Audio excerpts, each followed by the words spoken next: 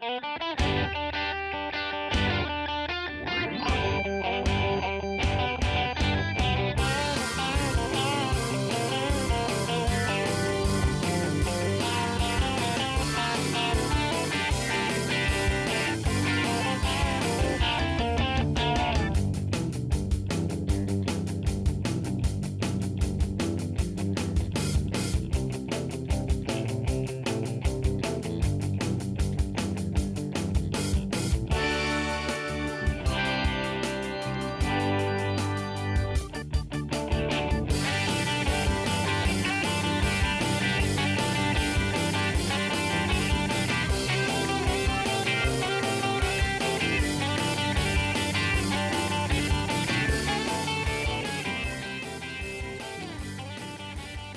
morning, everybody.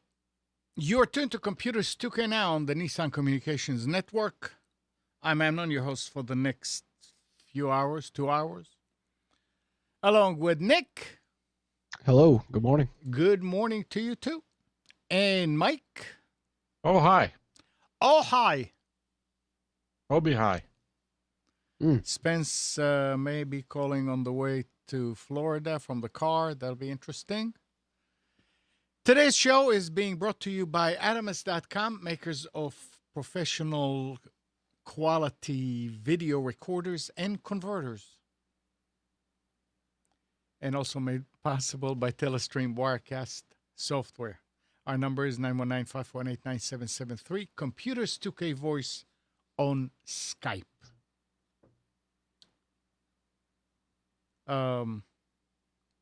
Just before we go, Merle was saying, what was that video? The Je t'aime video. It was a song that back in the 70s it was forbidden to play. I mean, it's obviously a kind of a sex thing. And if you heard what the guy said in the beginning, he said, "We play it today. We don't see what's the big deal about it." But it was a very popular piece to play in discotheques for dancing, obviously.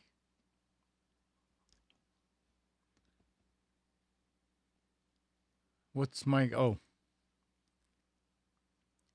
So good morning, everybody, and so what's happening? More snow. Huh? That's what's happening. More snow. That's More what's stuff. happening. More stuff.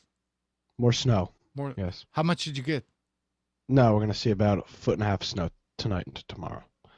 And you are kind of more. You are sure of it this time? Yes. Okay. No, it's fine. I mean, we were No, talking. We were talking about last week's, and I didn't see where they were calling that thing and Snowmageddon. Mm-hmm. Yep. And it did not happen. And Nick felt, I don't know why. I still don't understand why you felt like you had to apologize for people for saying it's going to snow. Well, like we said, because it's not exact science, and things no, can it's not happen. exact science. But I informed people of a snow event, told them to take precautions, and the event didn't happen. So well, hey, look, there's nothing wrong with taking precaution every day of the year, snow or not. Exactly. But it's okay. no, there's nothing wrong with apologizing. So this is why he's saying it. Yeah, I'm sure. Yes, we are right in the. I don't think anybody made fun of the fact that you said it was going to snow and it didn't. No, and I wasn't the only one. Everybody else did as well. But that's exactly. Beyond the point. You were in very good company of the people that say it was going to snow. We are right in the bullseye of this one, though. So there's no. But nothing yet. So we couldn't see anything on the Albany Snow cam. No snow until later tonight, but it will be up all night. Okay. All right. It's actually pretty nice here. It's nice here as well. I don't know how it is today. What? 29 degrees. It's very nice here. Supposed to be cloudy here today and rain tomorrow. Yeah, yesterday was actually gorgeous outside. It was cool. It was cold. but it was nice. Well, I'd I'll like take- to congratulate you too. Who Okay. to? You and Amnon. Why? What did we on- do? Google Fiber. Congratulations. Oh, Yeah, right. I don't know that we will actually. You are the My lucky neighbor. one. It'll probably come up to my next door neighbor's house. And Congratulations. yeah, I actually called AT&T and asked them about getting the 300 because we already have the highest one they provide now, and I was told that we're going to get it, and they said not yet. So it's not available. I mean, I'm telling you, they're going to lose here. Who? AT&T, because Any service provider is going to lose. They have well, a I free mean, internet plan. Time Warner could turn it in a heartbeat because they already have all the stuff in place. I Right. hear that that's not necessarily true. In Kansas City, they did some stuff, but it wasn't enough to recoup.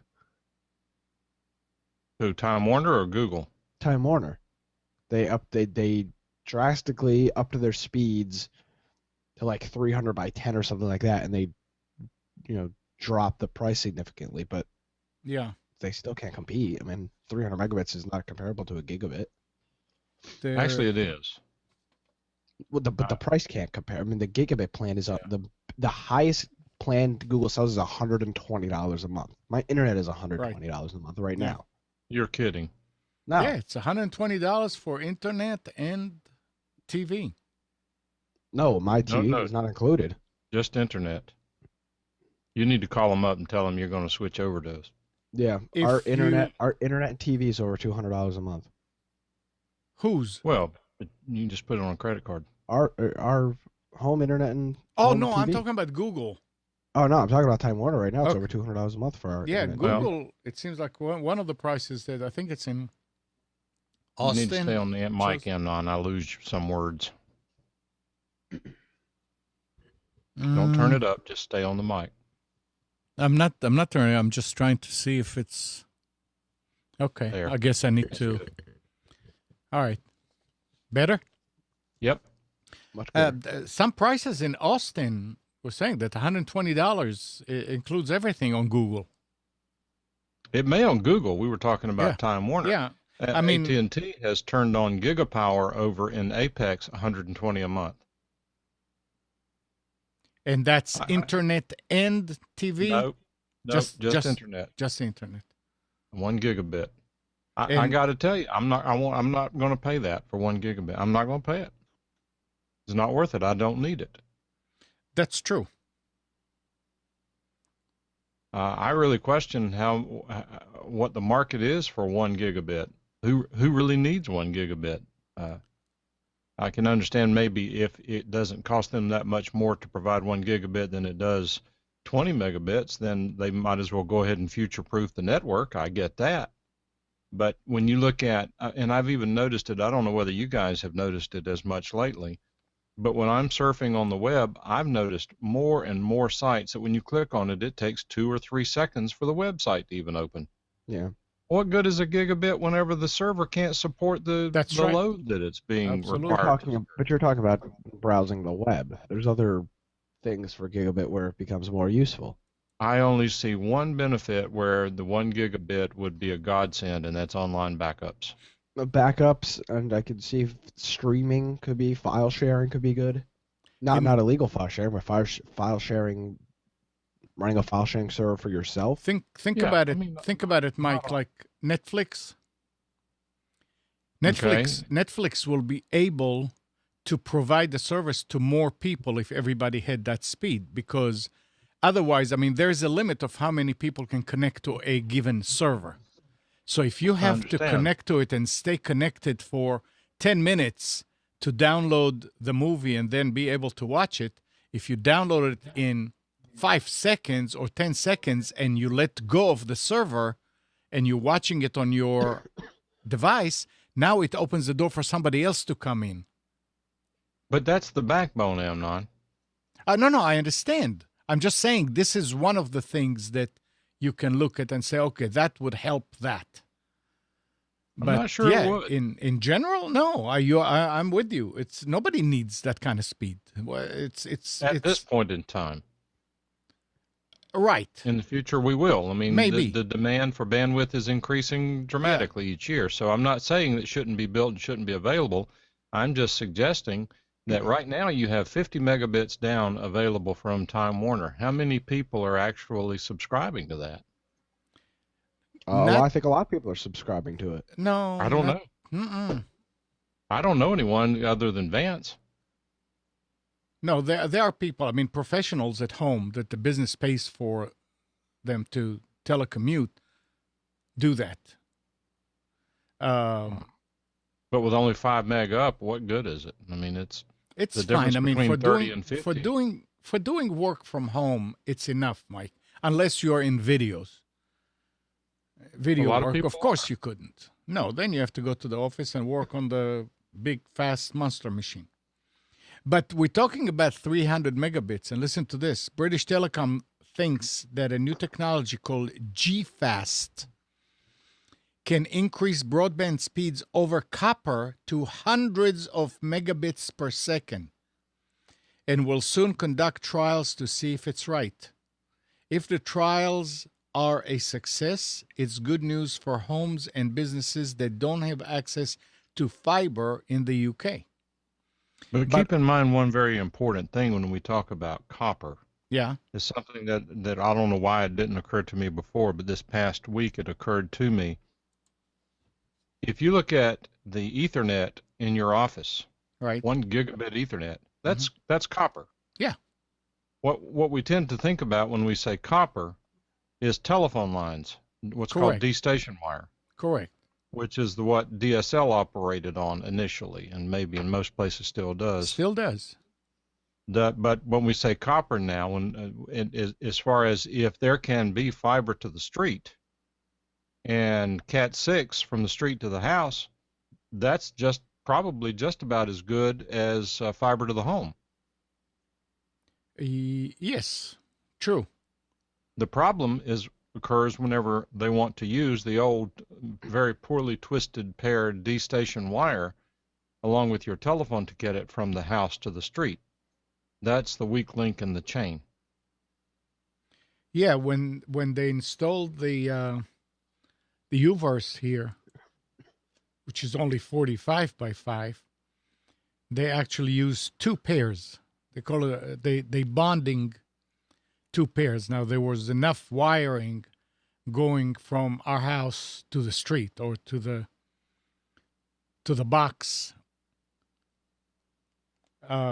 But if you don't have even DSL at the right speed available to you at your house, that is because if you have 100 pairs cable, you think about 100 phone lines to different people. And a lot of people with 1 pair coming to the house could get DSL. The low speed, if they wanted to get a higher speed, they would say it's not available. Well, it's the same pair. But the way that it was explained to me is there is a bleed. If you go to the faster speeds, there is a bleed from 1 pair to another that is DSL. So what they do is they choose, I mean, just for the illustration, like 12 pairs within the 100 that will do DSL, 1 at 12 o'clock, 1 at 1 o'clock, 1 at 2 o'clock, 1 at 3 o'clock, because they know that, I mean, the cable is not just a mishmash. It's a certain order. So they choose which pair could deliver it. And that's why if you're the 13th person that says, sorry, you can only get the 3 megabits. You can't go any faster. And that was the problem with DSL. Now that they ran fiber in every place that they have UVerse, that's not a problem anymore. Which I don't understand why they say, okay, yeah, you have 45. That's the max you can get in your area. Why? This is just a matter of, I mean, it's fiber. You're not going to lay a new cable. You just laid that cable down. I sure hope they're not going to lay another cable just because they're going to 300. Hopefully they thought about it before. But if they can do it on copper this way, like they're going to do in the UK, it's interesting that you can use the old technology and somehow isolate the pairs that you can provide faster to more people.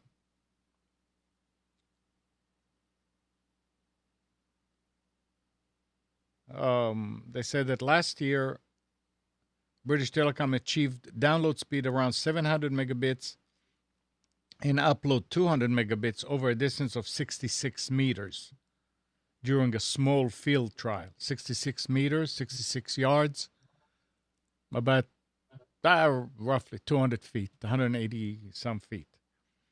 In most homes, that is distance between the street and the house.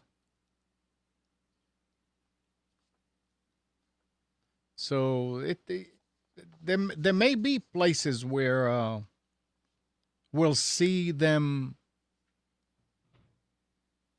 progressing and using new technologies to make use of old technology, old cables. We'll see.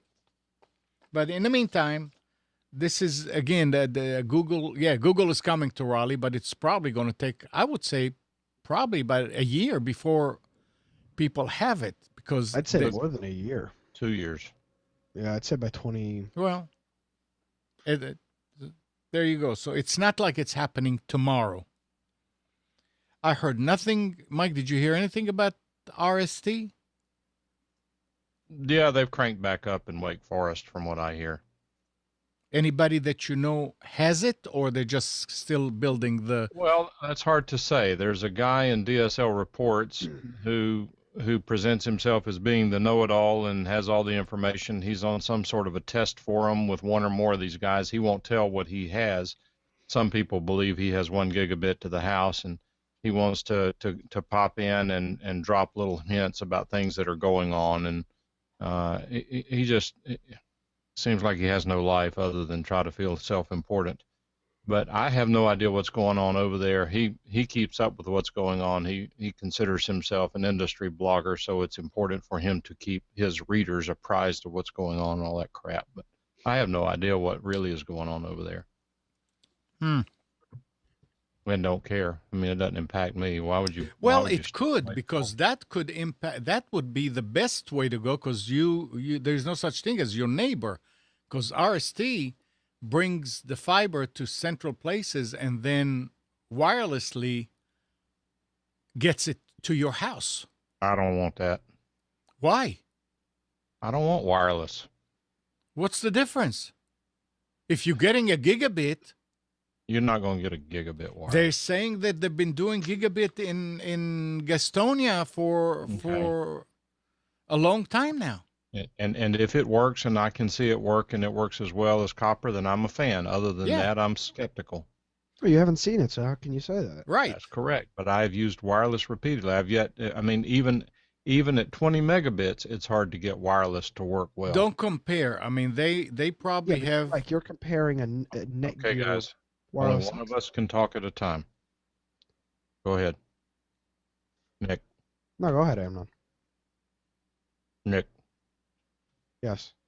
Go ahead and say what you were saying. All I said is you're using cheap equipment, and that's why you're getting that. They're not using a $20 Netgear router or a wireless repeater from Walmart. Nor am I.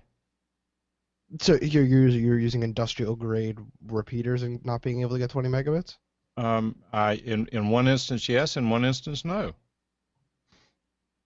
We have industrial grade HP routers at our office. They're $3,000 a piece. Mike, RST will not be investing and get their investors to put millions of dollars into a system that doesn't work. I look at it this way. I haven't seen it working. I read about it, and you read about it because we both read the same articles, and people are saying that it works like a charm. So we'll have to wait and see. And it's good they're doing it in Wake Forest, and when it starts, we'll hear about it. And the nice thing that in my opinion, it can be deployed in no time once the backbone is there. I mean, you just go and you put an antenna on an existing tower somewhere else. I'm sure they're not building their own towers. They're probably using existing towers, cell towers, or what have you, and getting the signal to people. So we'll see. I like to be optimistic and say, yeah, it's going to work. We'll see. This is the. I mean, I remember back in the early 90s, that company that I was buying hardware from, the US Robotics parts and all that in Morrisville, and the guy had a dish that he was feeding internet. It was only 1.5 megabit, a T1, to Pittsboro, where he lived, and he was sending it to their school over there, and people were hooked up to it, and they could get higher speed. Those that could afford to get a circuit to come, because it wasn't going on phone lines, and it worked. And we're talking, what, 20 years ago? So there's always innovators that can come up with new technology or different way of doing it and thinking outside the box and bring you service. Wow. Yeah, I agree, Nick. We shouldn't judge it before we see it. Are you reading about it, Mike? No. Oh.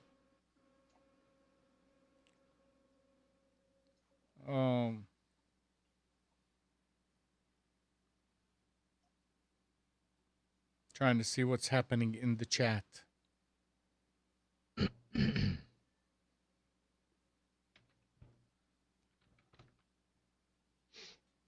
Well, it's it's something that we want.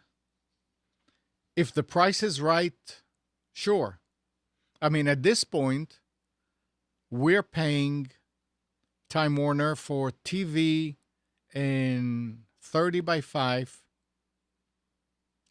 $128. I'm paying more than that. Do you think that if Google came in with 1 gigabit, or you know what, 0.5 gigabit and TV, that I will not switch in a heartbeat? You'd be an idiot not to switch. Yeah. You'd be screwing yourself.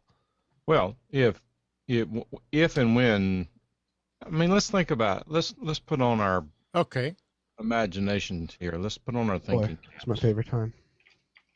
I mean, what is the 10-year strategy for Time Warner / Google / RST? I mean, it's not. It's either one of two things, and I don't know the answer to this. To stay in business. Well, yes, and to make money, and I get all that. But what I'm saying here is, what is the strategy? And the strategy is that if we've got 1 gigabit wired, the whole county or whatever, the triangle is wired 1 gigabit. Mm-hmm. Who needs coaxial cable? No one. Well, here's the problem. Here's the rub. The rub is that Time Warner has the television stations and the broadcasting media wrapped up by contract. But Google Fiber does have all those TV stations as well. Well, Do they? Just In like, Kansas, just in like, Kansas City, they've got all the local stations. yeah. Yeah. That Just doesn't count. What are you talking about then? What I'm talking about, I don't know. Pick a channel 8. Not what's something that I have to think about. I don't know what some of the channels are, but I'll think of one because actually Merle and I were looking at this last night. We were looking at what channels Google Fiber gives you. but here's my question. You can help me with this. But think of a channel. I'm trying to think of something. I don't know. Something that's not very web centric. For example, my wife, for some unknown reason, watches NHL channel. hmm And if NHL channel is not available on your cable system, or if you want more than is available on your cable system, you can subscribe to it over Roku and other internet streaming devices. Mm-hmm. So they're web centric. I'm not talking about NHL channel, but I'm thinking of another channel. I'm not sure. Well, all right, Fox News. Yes, Okay. All right, Fox News. Maybe that's a good one. they got it. Fox, CNN, CSNBC. No, I mean, all I the think Mike is, C-SPANs. Nick, I think Mike is trying to come up with a certain, with the principle here. No, actually, I'm not. I'm speaking more about a particular channel because Fox News got into fights with somebody. I didn't follow it. Ish Network. Is that who it was? Mhm. So my question is, and again, I'm not asking questions here that I know the answer to, like I normally do when I ask a question. I'm asking because I don't know. But anyway, what I'm getting to, and then I'll get back to the question. What I'm getting to is that if I could get Google Fiber to my home and get whatever it is we watch on TV, which is not much, but there are a few channels my wife really likes. That's what she likes to watch. The Barefoot Contessa, whatever that show is. I Food don't know if Network. that's the Food Channel or something like that. I don't know what that is. Yeah. But if we could get all that on Google Fiber, then I would have zero need for Time Warner. Well, there's your. I just posted the. There's a PDF of their programming thing, and they've got like 600 channels. But mean, this, but here's all right. So this gets us to the meat of the question. The meat of the question is this system wide or is this on a market by market basis? This is Kansas City. I have no clue. I They're not see. enough. They're not enough markets. It's for- always have to do with the local area because you have the big guys, and then you have the local stations. the big guy. Everything. Merle and I were looking at this last night. I didn't see a single channel on here that I was like, wow, can't believe they don't have that. I mean, they've got VH1, Palladia, MTV. They've got all the music channels too. They're like every other cable system. That there's I no. mean, let's be clear. At least let me be clear that there is no question in my mind that when Nick is my age, if the good Lord willing and we all make it, if he makes it, TV, if it still exists, will be all IP. Oh, without a doubt. All right. At some point, whatever this nonsensical system that works 2/3 of the time on the Time Warner box, that will go away. I mean, that's just to me, it's a CFL bulb sort of interim solution to get to LED bulbs, which I like. But I mean, okay, here we go. Wow. What? All right. I mean, to me, if Google Fiber rolls out with this channel lineup in our area, there is zero need for Time Warner. And that's I think that's what they're doing. But you said, what is the 10-year plan for Time Warner, Mike? The 10-year plan is Google Fiber not coming to a market that they're in. Oh, no question. They don't have I don't think they have a 10-year plan. Oh, I disagree. I honestly don't know what they could think they could do in the next 10 years. They haven't done any upgrades at least in our area since DOCSIS 3.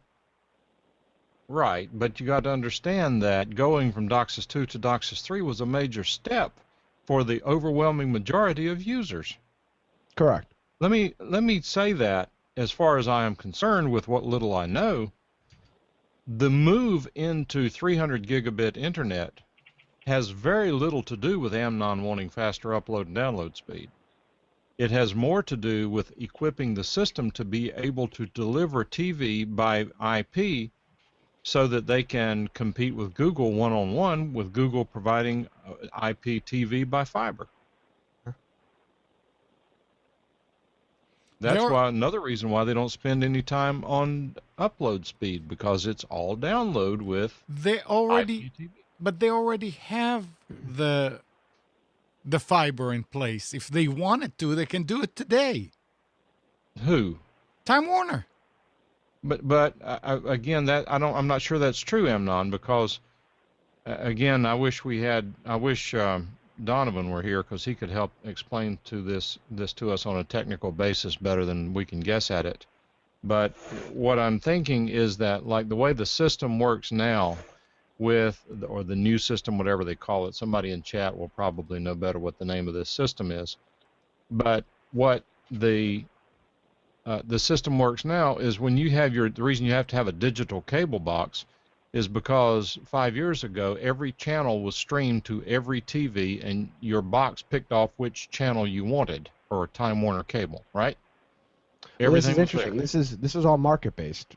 Let me say that, because in the Albany market, so in Time Warner and Raleigh now, you can't plug coax into any TV, right? Yeah. Or you Sure still you can. Oh, okay, so that hasn't changed. No. Because I No. know they're changing that in certain markets. They're getting rid of that coax thing, and you have to have a digital converter box to watch anything on the cable system. Yeah, even the digital boxes here, it's a digital box, but it connects to it can connect to the TV with a coax or with HDMI. Mm-hmm. So But you it still can, has coax going to it, Correct. yeah, which, by the way, that's called a digital terminal or digital adapter. I forget what they call it, some creative name. They were $1 a month until last month. Now they're $2.50. Let's see who called in. Morning, caller. Hello, Amnon. It's CJ from somewhere on the Durham-Orange County line. How are you guys doing today? Fine. How are you? Doing great. I want to. I got a couple questions about Google Fiber because they're just running line out in front of my house here, and also a quick question about generic software having to do with Microsoft. And I've got my Word and Excel had that freebie, and now it's run out.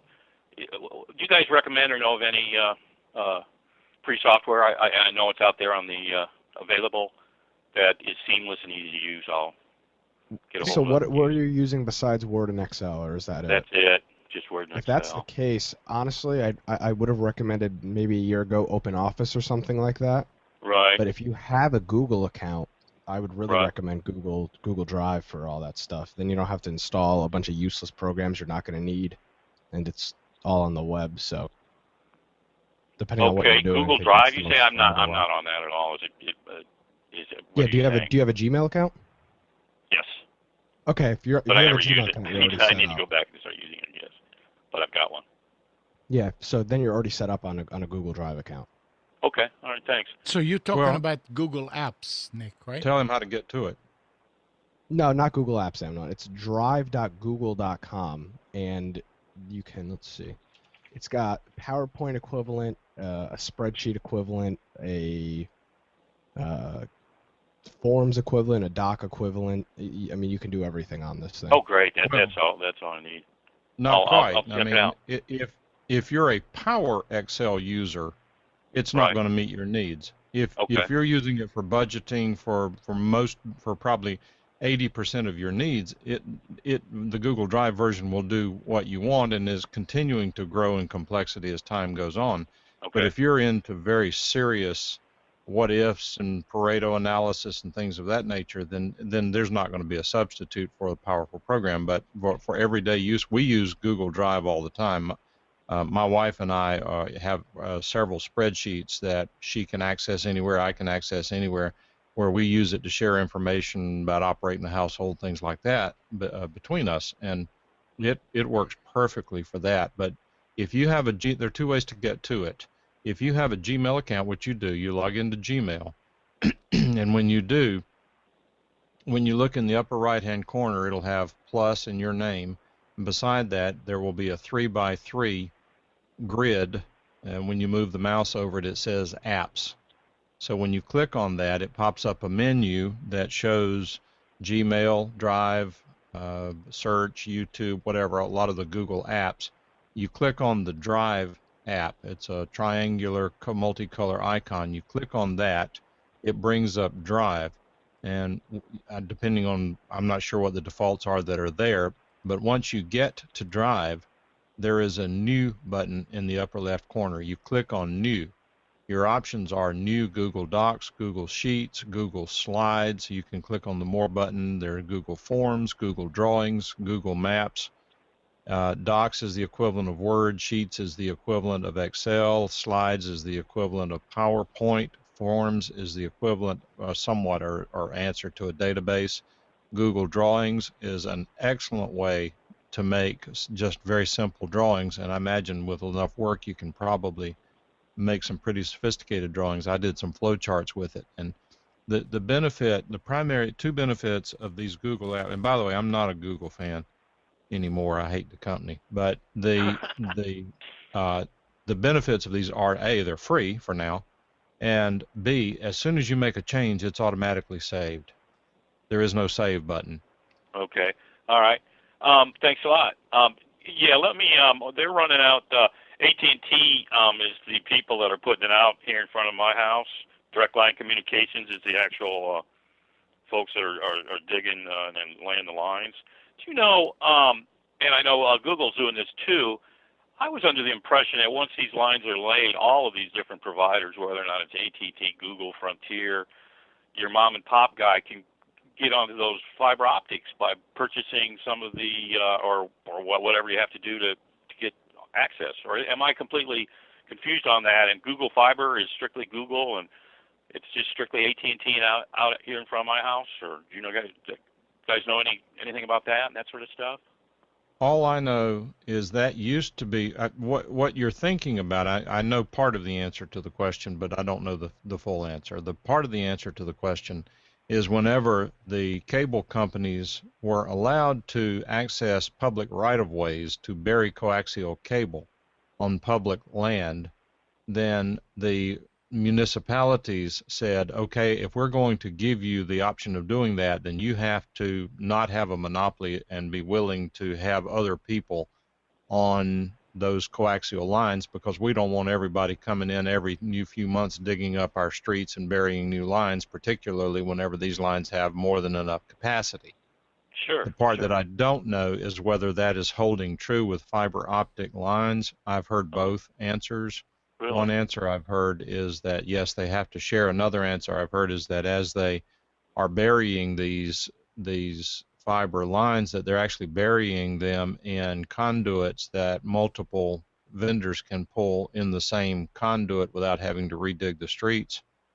I have seen them looking at burying. the conduit they're laying out here and the size of the fiber cable, it doesn't look like there's a whole lot of room for more conduit in that.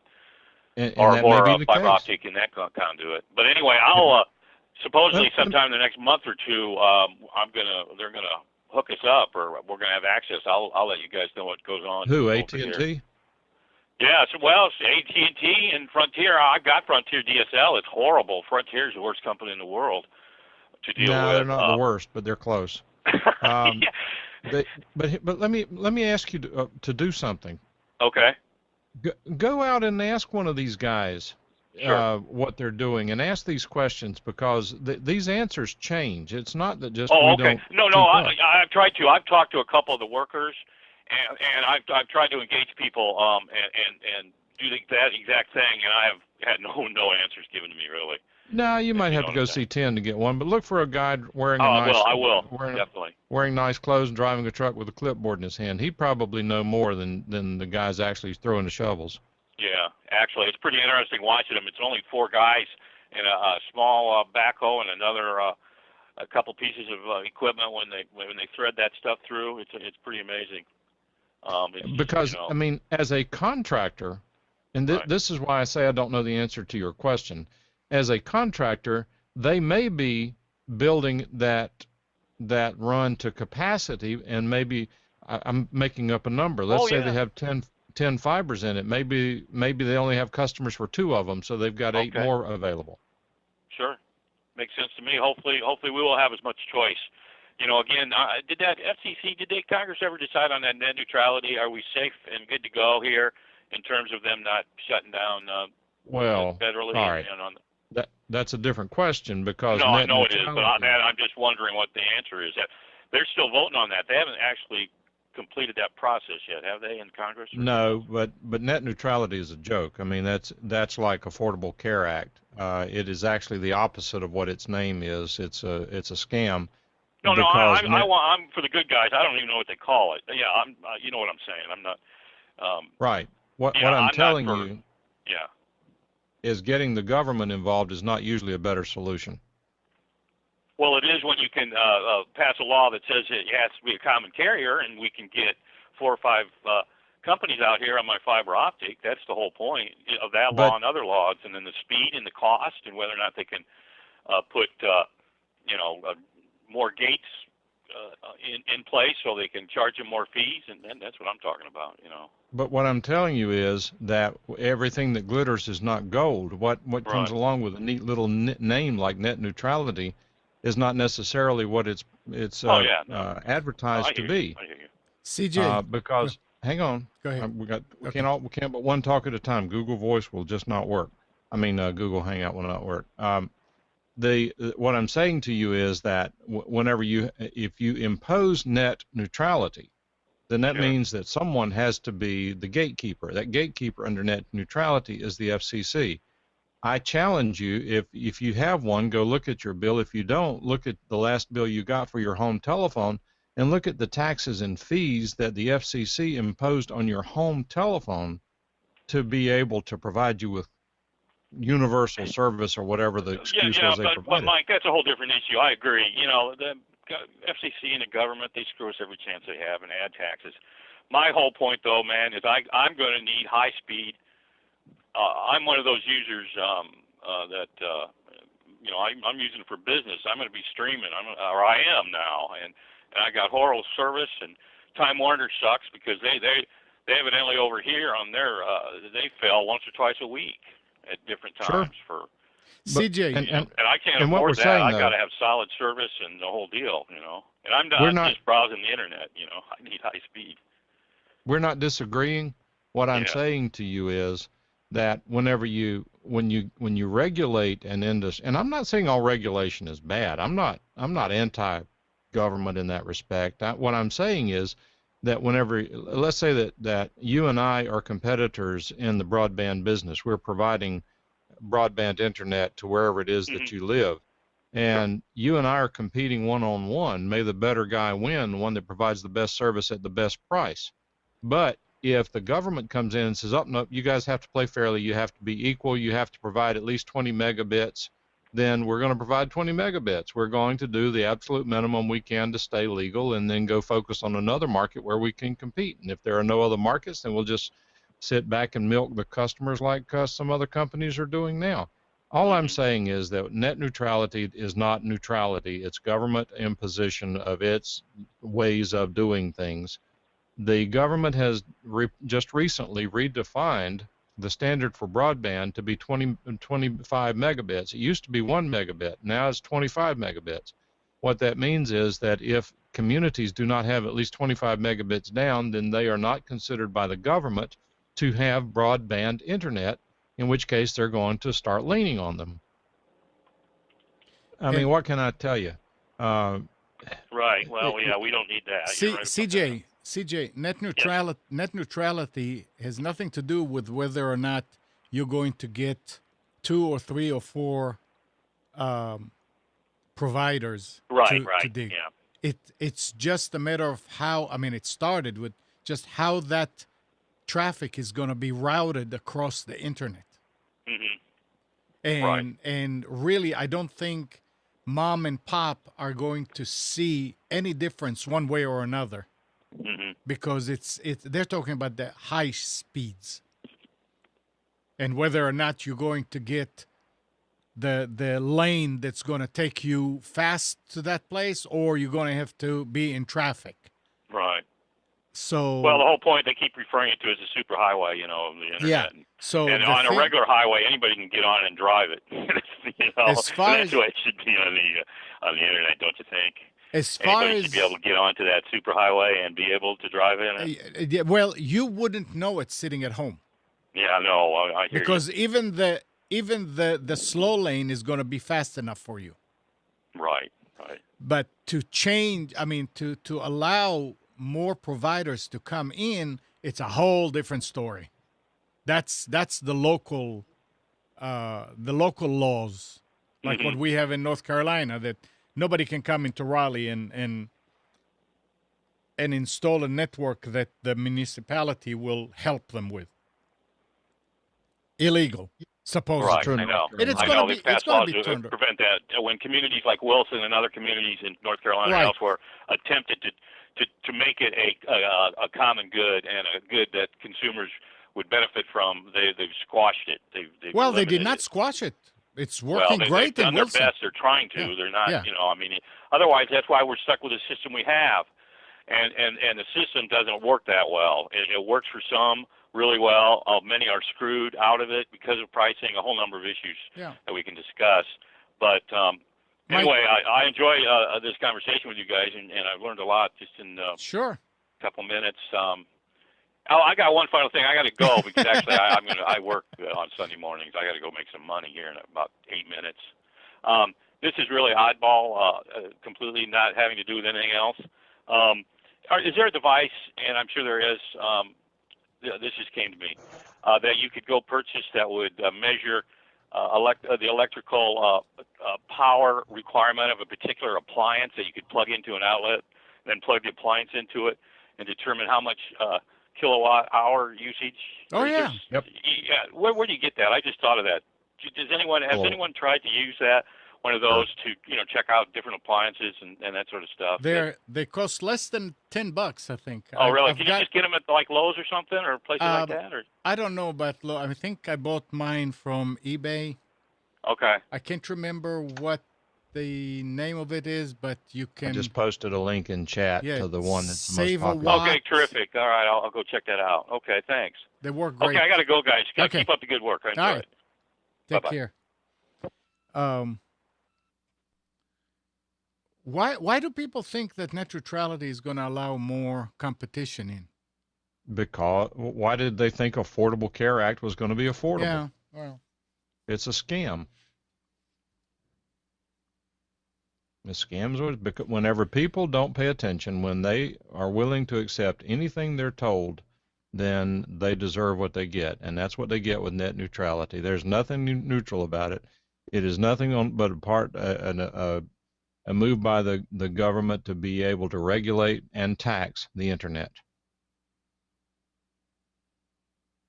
yeah, that's it. Government has a Kilowatt, place, that's the one. and it should only step in whenever the private system has failed and has no chance of succeeding. And Yeah. so far, the privatization, the private aspect of the internet is working because, case in point, if you don't believe what I'm saying, case in point is whenever they started these rumblings at the end of last year about net neutrality, AT&T and several others actually put a hold on their expansions because they said, wait a minute, this game is changing and we have to determine whether the game is one that we still want to play.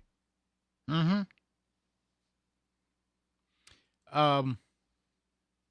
About that device, that kilowatt, it's not, it wouldn't just, I use them not to see how much a device is using. I use it for a completely different purpose. CJ, if you're still listening, and any of you that have generators, you can just plug it into the wall and see if the voltage is correct and if the hertz, if the frequency is correct, 60 hertz. The generator that I have over here is a military diesel generator that it's not like the one at home that you crank and it works and that's it. Over here you have to adjust it to the right voltage, and that works great. I have one right at the generator, and I have one in the office and one somewhere in the house. And I just every now and then I'll just go and look, and as more and more devices or appliances, I should say, come online, the voltage can drop because it does not have the mechanism to compensate. It doesn't happen often, but you get to the point where everything is adjusted right, and you can tell if you're, even if you have one of those generators that you bought at Lowe's or Home Depot, whatever, sometimes they're not perfectly adjusted, and they are adjustable.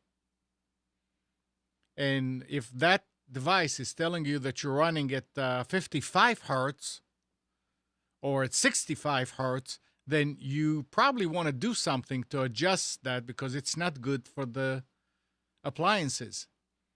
And you can adjust it that way. But always do it away from the generator, not right on the generator. Right on the generator will give you an indication, but somewhere in the house, plug it into the wall, it gives you the real voltage that's running after the drop from the long haul cable and so forth. But it's a real nice thing. And yes, you can plug a microwave into it, and you can see how much that microwave actually uses. And it has buttons to show you the over a period of time, and if you wanted to see the voltage, it'll show you what was the peak, the highest voltage over a certain time, and the lower voltage. It's a very handy piece of equipment to have around the house. So that's it. All right. So Hey, Mike. Hey, Yes, Nick. We have yet to, because of conflicts and whatever else, we have yet to have our Obi-Hi discussion on the air. I thought we did. We had the one the week before I got it, but then you Well, weren't that's a good here. topic. Okay, I go. was sick or whatever else. Go for it. So explain to the people that don't yeah, remember. so this was it was probably 2 or 3 weeks ago now. Mike was talking about a device that he had purchased called the Obi-Hi, OBI device, and he purchased the OBI 200 model, and this little device allows you to hook up a Google Voice number, which is Google Voice is Google's free telephone service. You can sign up for a free local number, at least for right now it's free, and it's got all the features of a regular telephone. But the hardest part of Google Voice was you would normally just have it forward to a cell phone because there was no way to, or I guess there was no effective way to get that Google Voice number or that Google Voice service into an actual telephone.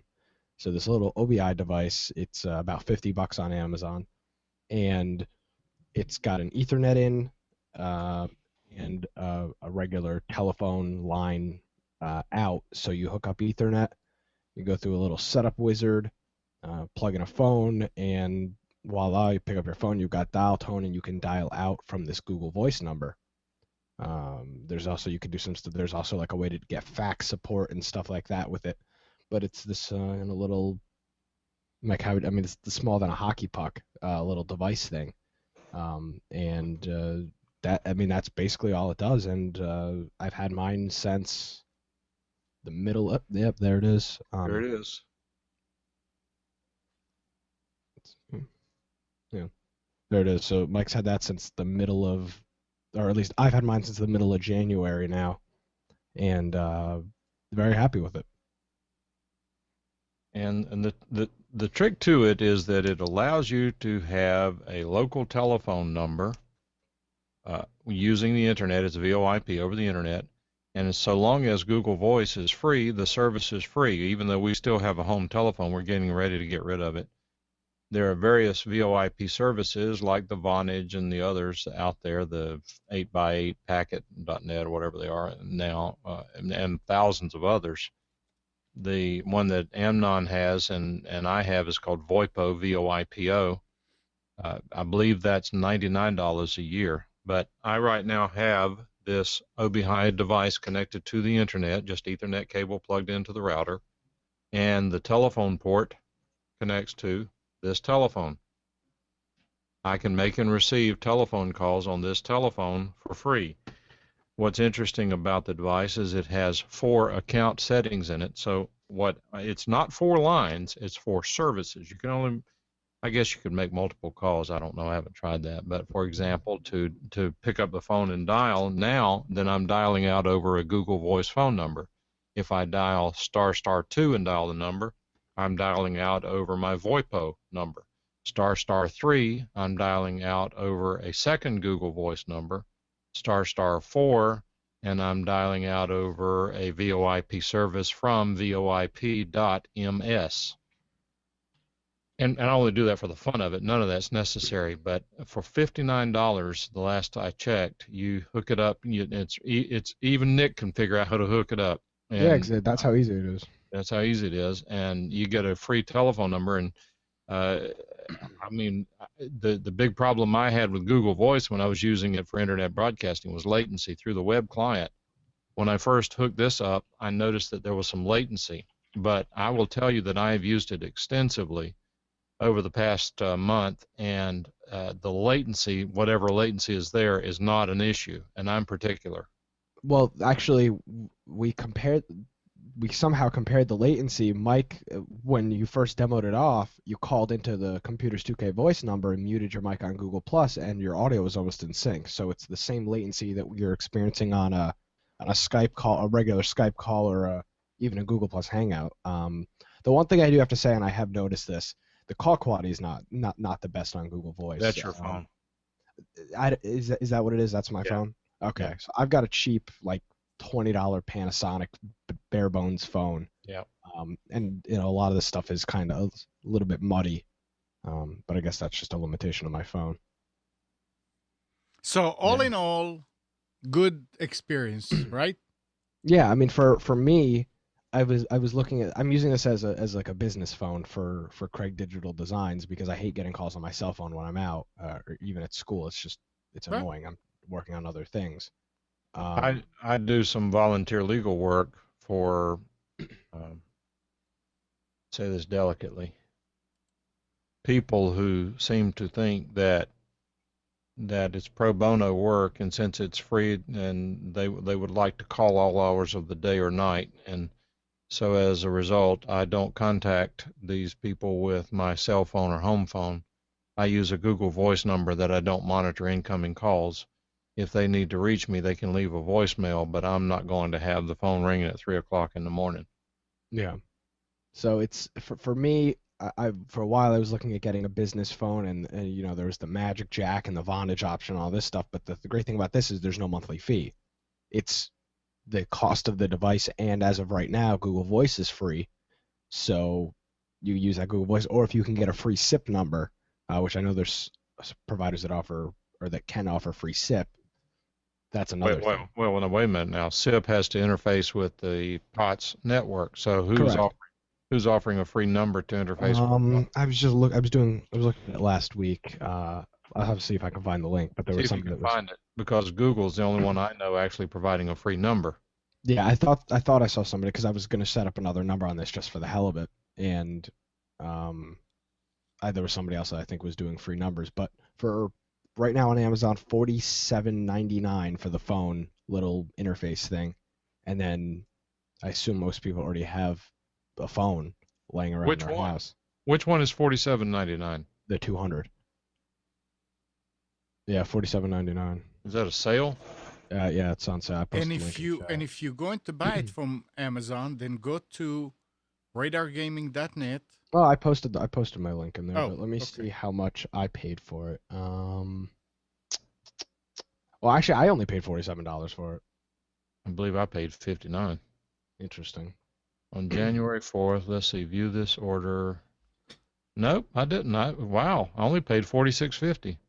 Yeah. So for me, it was $70.77 for me to get a complete business phone, and that's a one-time cost. As long as Google Voice stays free, I'm never going to have to pay for anything else.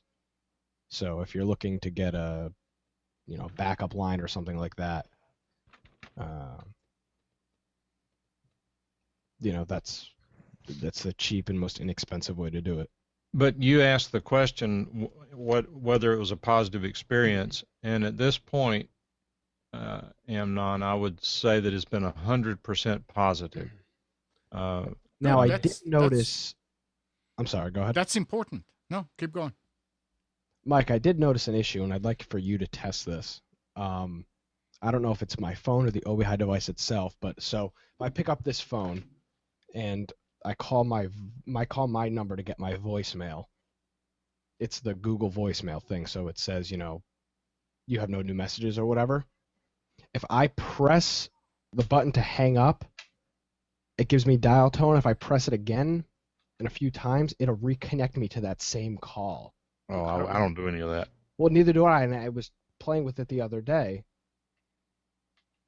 And there we go. It just connected by me pressing the hang up button like 6 times. It reconnected me to that last number. And I don't know if that's an OBI thing, if that's a phone thing. I would suggest you go into maybe Jorvik would know, but you might want to go into the web interface for the OBI and see what the flash period is. You may not be flashing it. You may be flashing it too quickly. Okay, because every once in a while when I put the phone down after I'm done with the call, it'll ring again. So I wonder if that's what it is. Yeah, well, you could look at it and see.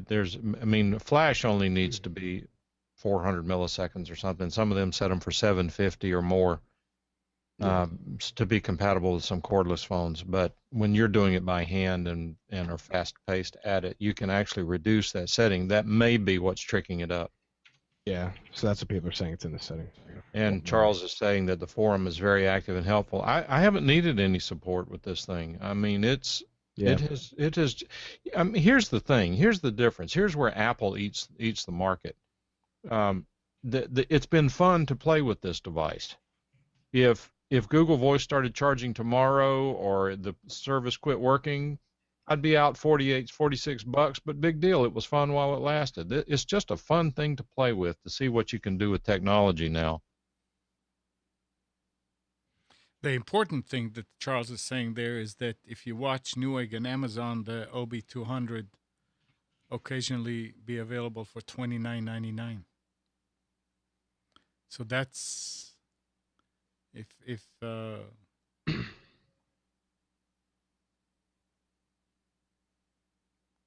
Let's see, I wonder where I'd find this setting.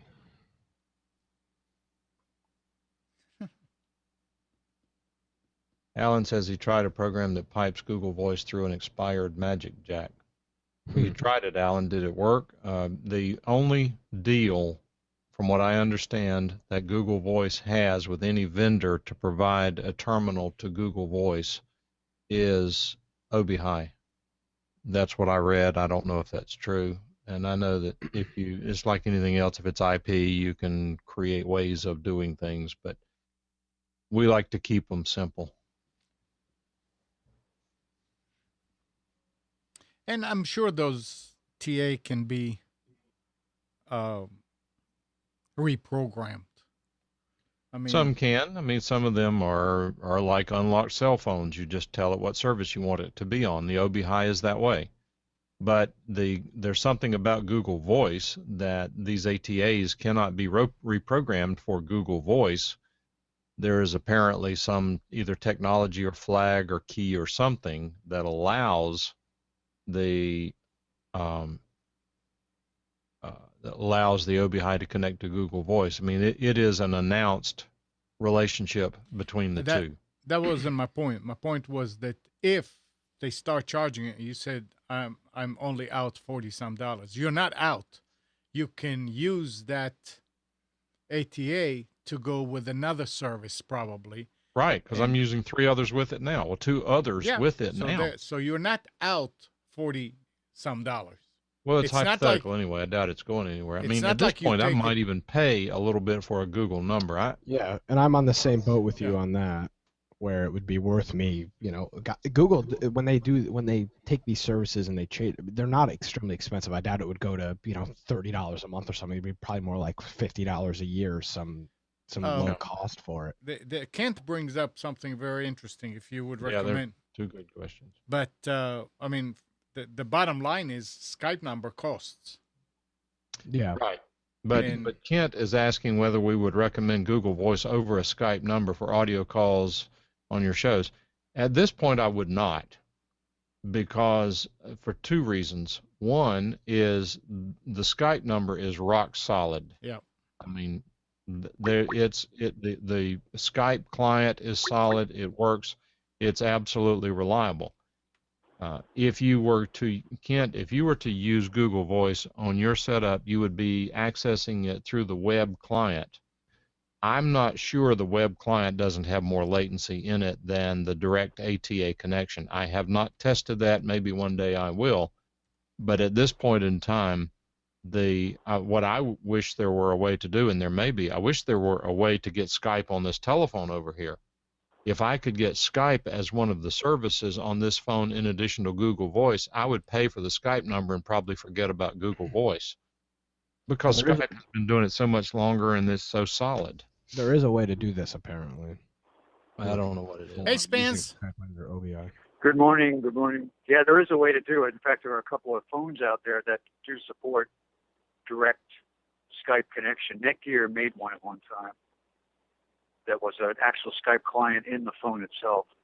I don't know if it's still sold, but there are ways to put other microcode on different devices in order to, for example, what was the Magic Jack? The Magic Jack adapter, you can actually download a new image to it to let it work with Skype, because it is essentially just a TA, an ATA. So. Yeah, that's what, who was saying it here? Alan said that he was using a program that pipes Skype through Google Voice through an expired Magic Jack. Yeah. Looks like Alan was asking whether there's a way to route calls into your Google Voice number to reroute them to Skype in. The answer is yes. They have forwarding. In fact, Google Voice's first big claim to the market was their ability to control incoming phone calls. And what they do, one of the things that they do is, I don't know I forgot, Spence, what the original name was, automatic call distribution or something like that. But what happens, Find me, follow me. All right, so what happens is somebody dials your Google Voice number, you have it forwarded to your home phone, your office phone, your cell phone, and your girlfriend's phone. The first one who answers gets the call. And that was their big selling point when they first started. And I know an awful lot of solo lawyers who don't have any staff, and what they do is they set up that follow me, find me in Google Voice so that they can grab their calls wherever they are. The benefit is that in this circumstance, they have their office number on Google Voice. If they're out of the office, they answer on their cell phone. They're not giving out their cell phone number. And as far as Canadian numbers, you guys get free health care. Quit complaining. That was the first time that was available to the public. But before that, the only way you could get those features was with a corporate system. So that was real. I remember when that came out, I said, wow, that's just, they were mirroring what we were offering at Nortel and Avaya that was very expensive to put in, and offering it to the public. I was really impressed by it. Yeah, overall, it seems like this device, it seems like it's worth it. I don't know what your thoughts are on it, Mike, but for, like you said, most people already have a phone, or at least have access to a cheap phone or something like that. So for less than $100 one time, you're getting yourself a free phone number. For now. Yeah, exactly, for now. So I'd recommend it if you're looking for anything. Particularly if you want a telephone number you can put out there and it not be your home phone. I mean, Nick's not going to turn his cell phone off in the middle of the night. I mean, at his age he might, but I mean, when you got family out there and grown kids and all that, you're not going to turn your cell phone off at night because something can go wrong. But if you want a business number for your home-based business that you can turn off at night and not have people bother you and still be in touch, it's a great way to go. Yeah, and that's what my big problem was, is, I'm out doing things and I've got people calling me about, problems with their website. It's like, I'm not home. Yeah.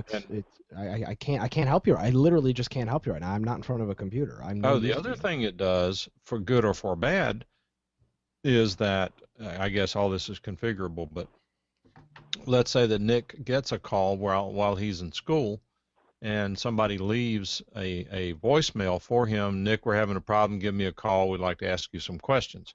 As soon as that call hangs up, if you have it set to do so, Google Voice does a recognition, a voice recognition, text recognition actually is what I'm trying to do, and it transcribes the message and sends him an email. Yeah.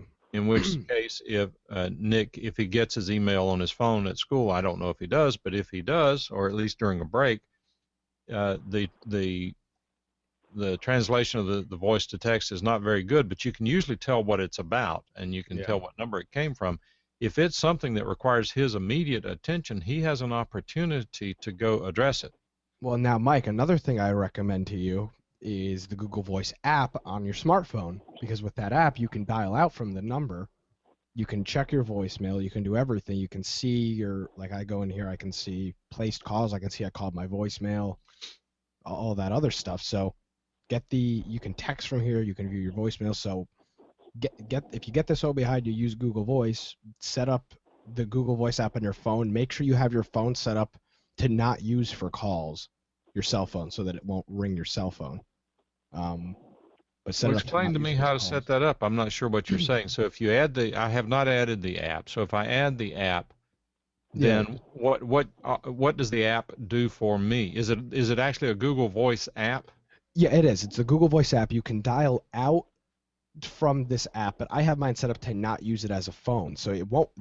I don't want my cell phone ringing with business things, but I can go into the inbox and I can view voicemails. I can view placed calls, received calls, and missed calls, or I can text from this number. So this allows me to monitor my phone. If I need to call somebody back, I can call them back from the Google Voice app as if it's my Google Voice number. But I really just use it for monitoring, because the phone I have isn't, the highest end phone, so it doesn't tell me when I have a new voicemail and stuff like that. So I have to call. What do you mean is the highest end phone? Don't you have an iPhone 6? No, my actual phone, like the corded phone I use, doesn't tell me if I have a new voicemail. It's the cheapest phone they sell. So with this app now, I just have the app on my phone and I can see, the history and what's going on with this. But Charles is saying, I wonder if we will be able to use our Google Voice numbers when Google begins its upcoming sales service. One number for home mobile would be interesting. You can do that now. You can already do that now. That's what I was talking about. These lawyers are doing. For example, they have their Google Voice number that they publish as their office number. When that number rings at Google Voice, it then simultaneously calls out to his office number, home number, cell phone number, whatever. The first one that answers flashes to the server that the number has been answered. It stops ringing on the other two connections. You can do that now, Charles, but the answer to your question, which I'm not, if anybody knows, it would be interesting to hear more about this. I'm not sure what Google has up its sleeve with regard to cell phones long term. I got to tell you guys, I mean, Google is like Apple. They deserve every bit of the credit for the innovation that they've done. They have absolutely changed the landscape of technology that the world sees and enjoys right now. That's for both of them. All props go to them for that. But these companies are achieving such domination in these marketplaces that I don't see a positive outcome on the other side whenever they've frozen out all the competition. I mean, I don't know if you guys saw it, but if I read the statistic correctly, and I believe I did, Apple's iPhone sales last quarter were greater than all of Microsoft. Apple's sales. Apple's iPhone sales. Yeah, their revenue, the quarterly revenue was higher than the entire year. It's interesting, though, that they're very successful and they're also dominating, but because they're connected well with government, they don't get criticized for it because they're on the right side of so-called crony capitalism. Because if they were on the wrong side, they'd be being torn apart like Gibson Guitars or Hobby Lobby or one of those places. Oh, it's coming. Yeah. But So- all these big companies They- are in bed with the government. So Spence, where are you? I am on I-95 South in South Carolina, and I'm not driving, by the way. You're And not. I Oh. do have some limited specials. I brought the paper with me. Oh, really? Yeah, I didn't get a chance this morning because I got up early. I didn't get a chance to prepare it for distribution, but I do have Staples, Best Buy, and Office Max. And I have to do it the primitive way. Oh, well, if you want to go with that, go for it. Sure, yeah, I'll do it. Absolutely, yeah. Primitive Hey, way, Nick, you're off the hook. You didn't tell me. All right. What do you mean I'm off the hook? You told me, Emma. You told me this I morning know, at I'm 9:02 just- that I hey, am- Spence isn't going to be here. Somebody transcribe this now. I do it right away. All right. All right.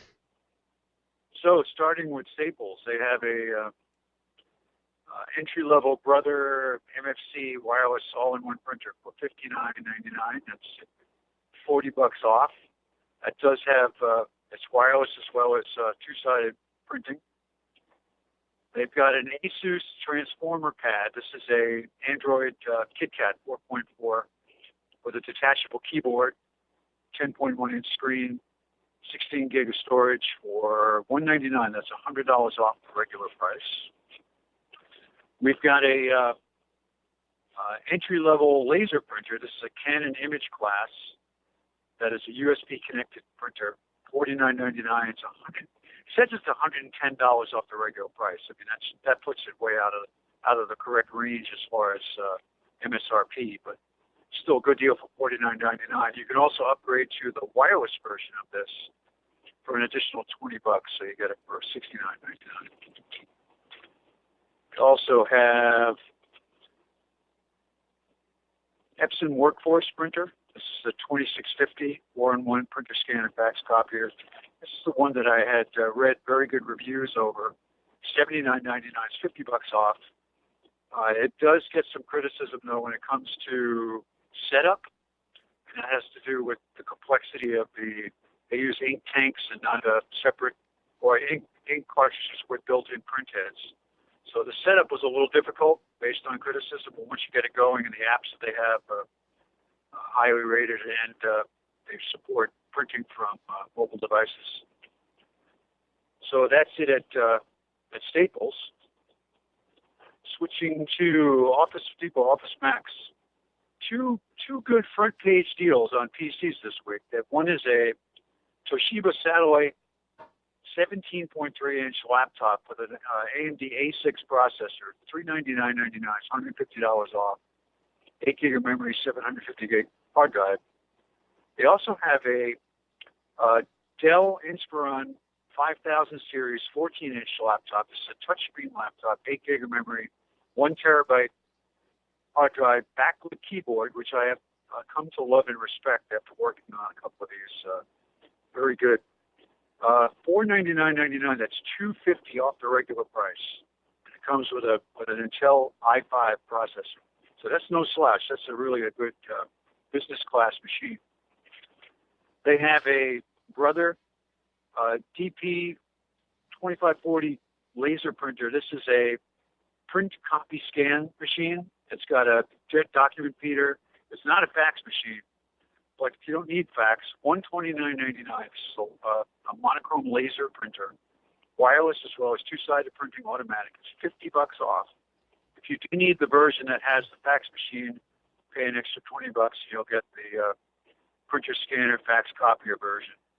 I have one of these with the fax, and it's an excellent. It's my everyday printer. I have one that does automatic duplex printing also, which I use, but for single-page printing, I always use this Brother MFC.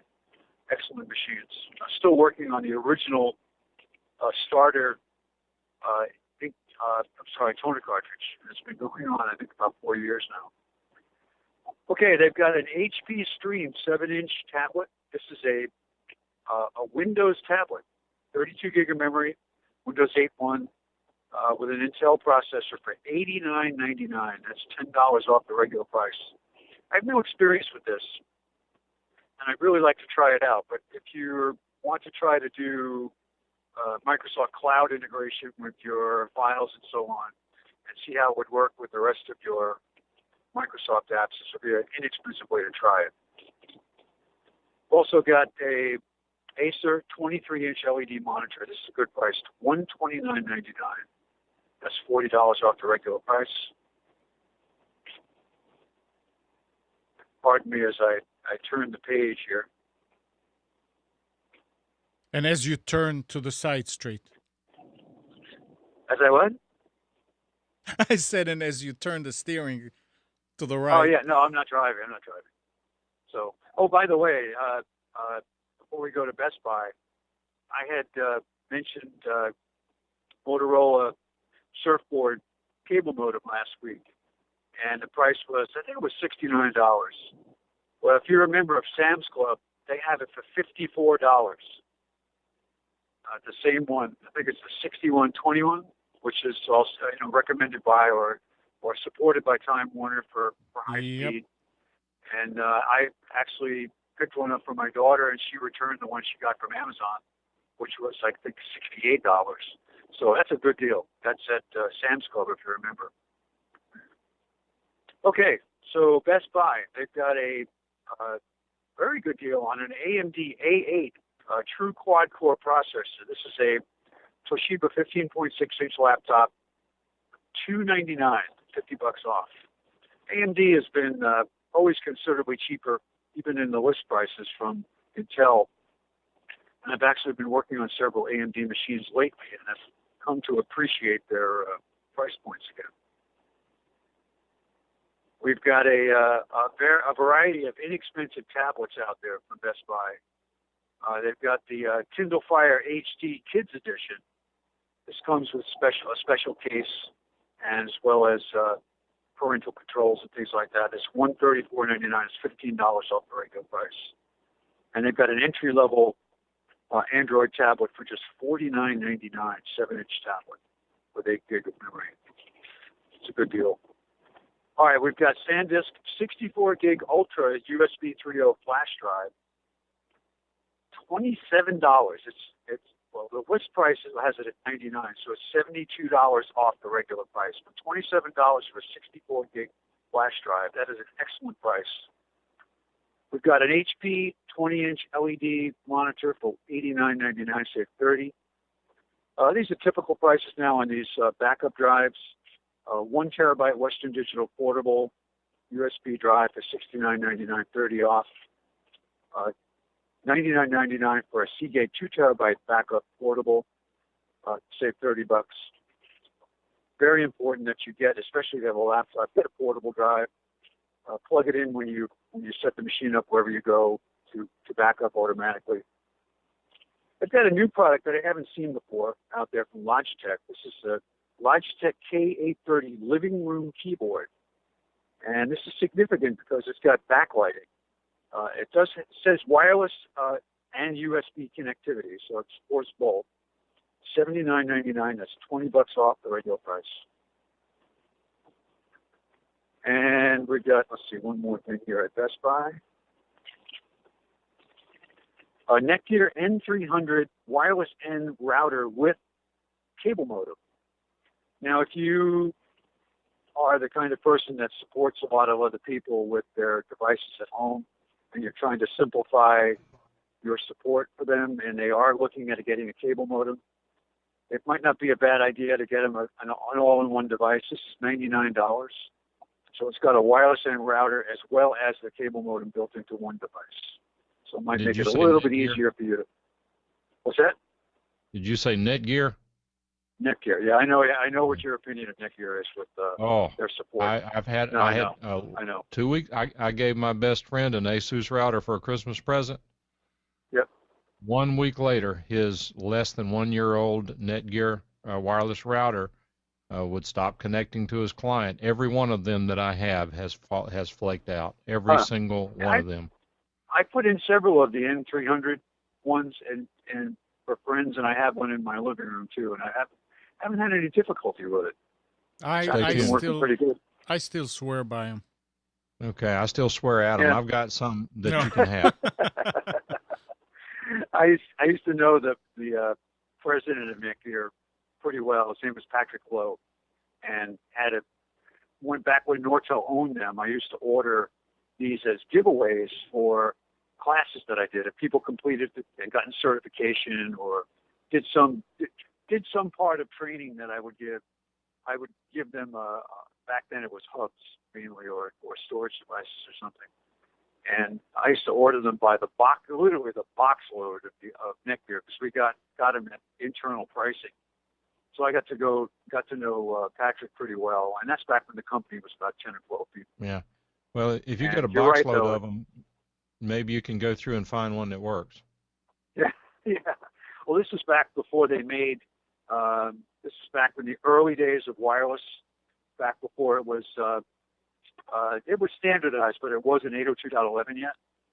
And I had a whole bunch of Netgear PCMCIA cards. I still have them, and lots of other gear, hubs and switches, and they did make some network storage devices at one time. They still do, but this was the early days when it had like a 20 gig Okay. drive, and that was a big deal. I don't want to do it while you're on the telephone, but on a future show, I want to maybe do an online challenge with you guys. I want you to log in to remotely manage a Netgear router, and I want you to see what they do. Yep. All right. Well, that's it for some abbreviated specials today. Nick, And I did you did have see specials leaving- that you didn't cover? No, I didn't do the specials. I was not informed. But the leaving Sam's Club the other day I guess it was Friday afternoon, I saw more than one person driving away with 65-inch television, I guess anticipating Super Super Bowl. Bowl. And it was only, I think the one that they were selling that this guy bought was only about $2,700. Interesting. Super high-end curved screen. One that I would To never buy. watch a football game? Yeah, well, what other reason would he be driving away on the Friday before Super Bowl Sunday? Oh, for sure. Well, I guess That's what, it yeah. could have been a lot Well, of I reasons know why, why. but He wanted to get points on his credit card, so he bought a TV. that's it. He's anticipating the premiere of the new season of The Walking Dead.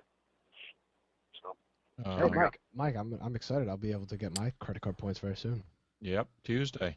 Yes, Nick's sir. birthday is Tuesday. I can't wait. The big 1-8. I'm gonna get a bunch of credit cards and smoke cigarettes, and it's gonna. Marijuana and No, well, yeah, of course, yes, everything. all right, guys. Well, have a good day. I'm going to hang up and listen. All right, Have fun. Spence. Thank you. All right. have take care. fun. Bye. Safe travels. Bye. Take care. Drive Thank you. carefully. Bye. Bye. All right, now, so Nick, I have a question for you, Hit me. and you're the perfect one to answer. I'm an expert. Yep. Yeah, expert. As you know, I'm a gigantic Apple fan. Yes, only the finest for you, Mike. Only the best. Mhm. Whenever we switched to Verizon 2 weeks ago, Sure. my wife, my two daughters, and I got iPhone 6s. Okay. My son got a Note 4. All right. Before he came over to pick up his Note 4, I started playing with it a little bit. Okay. In my view, it completely blows the iPhone 6 out of the water. Okay. Now, what part of it blows the iPhone 6 out of the water? The speed with which with the touchpad operates, the applications on there are normal instead of Safari. You've got Chrome. I mean, it just seems to be more user friendly. So- It's more logical. That is the initial response. I had that initial response. The problem with Android, and this is what I've experienced, this may not be the case with all phones, but with at least my Samsung phone, the longevity of the device sucks. They start pushing updates that bring that device to a screeching halt. My iPhone or my Note 2, if I wasn't forced over-the-air updates, I guarantee you I would still have it today. But every over-the-air update they kept pushing kept slowing down the device more. It would crash more times a day. The device out of the gate was amazing. I mean, it's the fastest phone I've ever used. It's faster. I guarantee it was faster than my iPhone is now. But the longevity sucks. The longevity is absolutely awful. They push these over-the-air updates. They're trying to get you off the phone. and the longevity just isn't there. It's awful.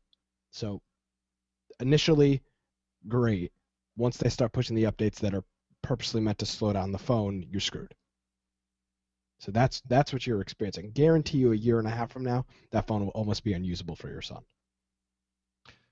Well, is that something? Well, I don't understand that. I mean, why would they consciously put themselves out of business? Is it a deliberate thing or an incompetence thing? I believe it's a deliberate thing to get you updated to a new phone. I mean, my phone ran fine up until probably 8 months before I got rid of it. They pushed one over-the-air update. The phone took like a minute to boot. Everything was so laggy. I was constantly having to run task killers to close out of apps. The RAM, I was always maxing out on RAM. That's true on iPhone 6 as well. True, but this update made that happen. The phone itself just didn't start getting slow. It was whatever update they did made the phone almost unusable. And then I dealt with that for 6 months until I found the rest. I can't deal with me not being able to get text messages, for hours at a time because the phone doesn't want to work, or 5 or 6 crashes a day. The phone was, I love Android. I prefer it over iOS, but longevity of the phone I just don't think was there, but that was just a Samsung thing with an AT&T thing. Well, I'm surprised how much more user-friendly the phone felt. It just felt right. I mean, it's like my problems with Macs is that everything's on the close button's on the wrong side. You don't have any way of using a delete key without, a backspace, whatever it is. You have to use a backspace instead of delete, or you have to do Option D or some crap to get a normal function. But I got to tell you, but see, the reason I'm not too enthusiastic about making the change, one is I know how to use the iPhone because I've been using one for 4 years, and the other is that the difference to me between Apple and Google is like the difference between gonorrhea and syphilis. Just pick one. I prefer Android. Android, I really do. Like, for example, last night, for whatever reason, I was in an email and somebody sent a save the date, and they sent it in Publisher, a .pub file. Well, I was on Android. I would have been able to open that file. Would have opened up in Google. I could not find an app last night that would let me open this .pub file. I just couldn't. And there are reasons I prefer Android, and I would prefer it off the bat. But I look at the longevity of the device and say, all right, I'm going to have this device for the next 18 months. I need to have a phone that I can guarantee you is going to work at 17 months. And honestly, right now, can't say that with a Samsung phone, because they're first of all, AT&T's got all their garbage on it. Then Samsung's got all their garbage on it, and by the time I want to install my stuff, there's already 6 pages worth of apps that I can't uninstall. On what? On which one? Any Samsung phone. You've got S Note. I mean, I'll turn it on right now. I mean, you've got S Note, you've got S Voice, you've got S Music, then you've got AT&T Music and AT&T QR code scanners, and it's a never-ending list of just garbage. But you can put that on that's what I did on the iPhone 6. All this garbage they loaded on there, all that iCrap they load on theirs, that I just moved it to another screen. Well, that's what you can do, but at what point? I mean, seriously, Mike, I swear to God, there are 30 apps on the phone that you can't uninstall that are just useless. Yeah. Well, the other thing, I've still got this OnePlus One phone that I'm trying to sell. It's on Craigslist. Mm-hmm. Had 3 quote-unquote serious inquiries, but 2 of them want to lowball me, and I'd throw it away before I'd sell it too cheap. But it's, I mean, I hate that we're not using it because it really looks like a neat phone. Let's see. So let me. Well, talking about Apple and compatibility and all that kind of stuff, I think Apple users are gonna be happy about this. That YouTube Tuesday announced it has finally stopped using Adobe Flash by default. The site now uses its HTML5 video player by default in Google's Chrome, Microsoft IE 11, Apple's Safari 8, and in beta version of Mozilla's Firefox browser. At the same time, YouTube now also defaulting to its HTML5 player on the web. In fact, the company is deprecating the old-style Flash object embeds and its Flash API, pointing users to the iframe API instead, since the latter can adapt depending on the devices and browser you're using. So this has been in the making, as far as I remember, for about 3 years now. And finally, this Tuesday, I mean, it's not that Flash is not available there, but by default, if you're just going to YouTube, you're actually using HTML5 player. And who really cares? A lot of people. I Who do. cares? Flash Why? is because I've always had problems with Flash and Chrome on YouTube. I've never had a problem. You never have a problem with anything. I'm good. Look, if you look, and I'm very serious about this comment. It's Flash takes a lot of power. I don't Flash care, I've got uses an a lot. i7. Flash uses a lot of the battery power on the Android is because Flash. All I'm telling you Little is things. the overwhelming majority of people want to click on YouTube and watch a video. They couldn't Oh, care absolutely, less yeah. what the They couldn't background care. technology is. I agree. But there are good reasons to not I'm not using. arguing that. I agree with you. I'm not disagreeing in the least, but switching over to make Apple people happy, I don't know why you waste your time on 7% Oh, I don't know that of the that's what users. it is. I mean, this was just a segue. But going back to this thing here, so there are 16 either AT&T or Samsung apps pre-installed on my phone that I can't uninstall. 16 Can't you? apps. Can't you put different software on it? Yeah, I'd have to root the phone. I mean, that's a whole that's just a process I'm not interested in.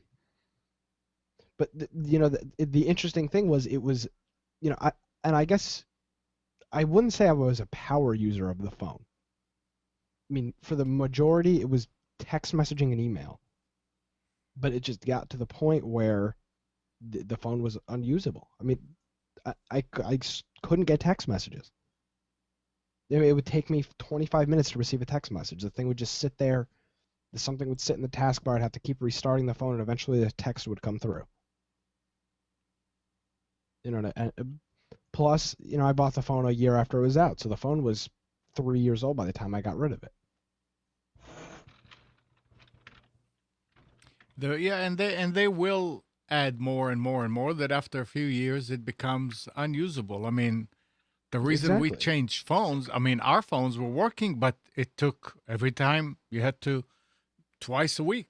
You had to take the battery out and reboot them. And when I called Verizon, they say, well, you need to factory reset it. It's a software problem. You probably have a lot. And I never uninstalled programs. I mean, if they were there, they were there.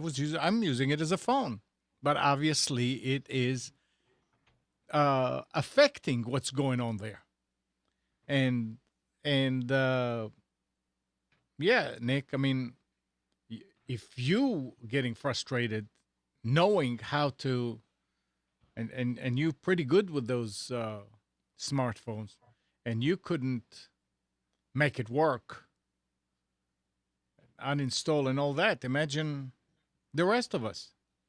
Yeah, it's just there's just Agreed. I don't know. I just decided that for the long run, I think I'd rather have a more stable phone that I know that after 2 years it will. I could boot up my iPhone 3GS right now, and it would probably be more stable than my Samsung phone at its current status. And what happened if you go to your Samsung and you do a factory reset? If I did a factory reset, I'm sure the phone would have been a lot Yeah. better. But a factory reset for me is a big deal. I mean, Yeah, for anybody. exactly. I And, mean, think I have a lot of crap on there. Mhm. I've got all Right. my Gmail accounts and everything, so it's for me it wasn't a top priority. If I needed to, there were points when my phone broke, I had to do a factory reset. But other than that, it's a pain to do. I did a factory reset on my Global 2, the Droid, because they told me that everything will stay there as far as the data. Well, it did not. And you remember that show where Tim was telling me how to actually activate it. and it's been just sitting on my desk. The battery lasts for, it's unbelievable. I mean, there's nothing on it. It's factory, and that's it. Mm-hmm. So it's, I mean, it stays charged. Every now and then I'll look at it, try to go and do something with it, and everything is working like a charm.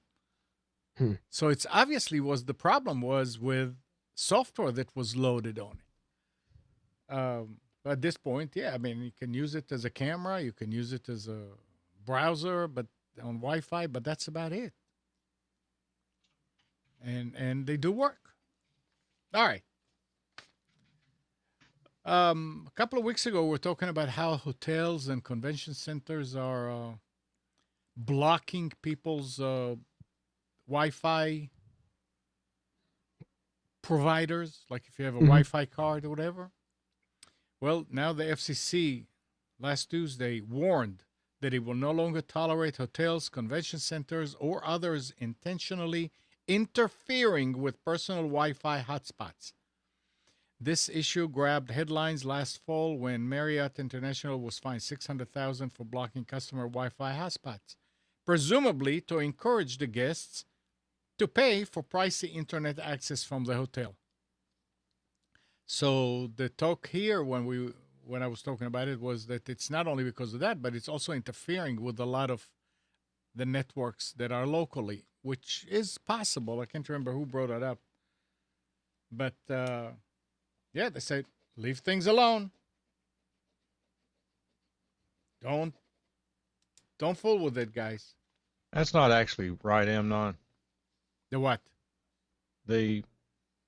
That's not quite. That's a little bit of PR and some law in there too. Yeah. The issue that the FCC has with jammers is that it is radiating illegally into the spectrum. That's why you can't operate a pirate radio station. Okay, you saying that they didn't do it in order to prevent them from making you pay for the Wi-Fi. Yeah, I understand that. No, yeah, that's the FCC controls what you can radiate. Even, yeah. For example, there have been cases where people have had, I don't make up something, a very real example. 20 years ago, or 25 years ago, Time Warner and Cary got into a lot of trouble because their cable system was radiating RF into the spectrum that was interfering with navigation aids at Raleigh-Durham Airport. What they found was that they had flaky coax connectors that were not making good seals, grounding connections, and were allowing RF to escape from the system, so they had to go in and redo all of their cabling to get rid of the problem. It had to do with radiation into the atmosphere. Did they manage to catch all the RF that escaped?